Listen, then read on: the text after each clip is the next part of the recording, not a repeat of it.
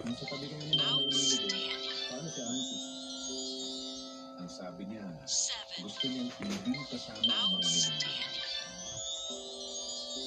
Nahihirapan kayong bisitahin. Isip ko sa'yo.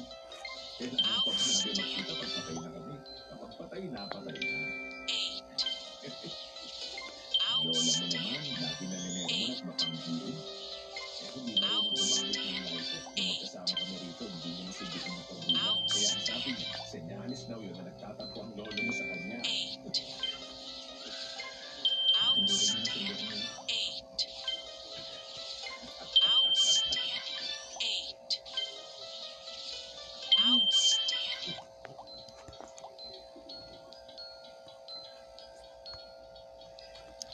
Years na.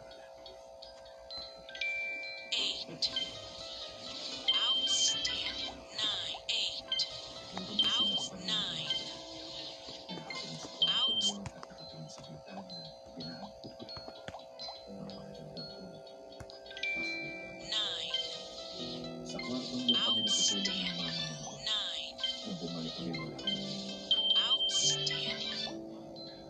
Napakahirap mo ng maliit ka. Umaasa lang kayo sa maliit na lupain. At saka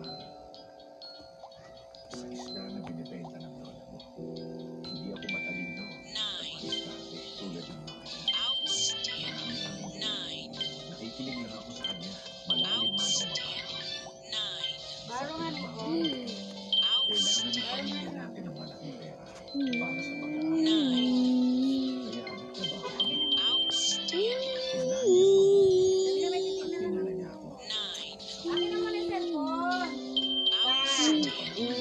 What? Akin na yan. Huwag mo akong galitin. Wow.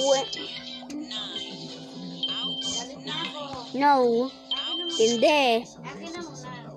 Ang pag-uwi na. Ikaw mama. Lagi kami nagmamadali sa ito.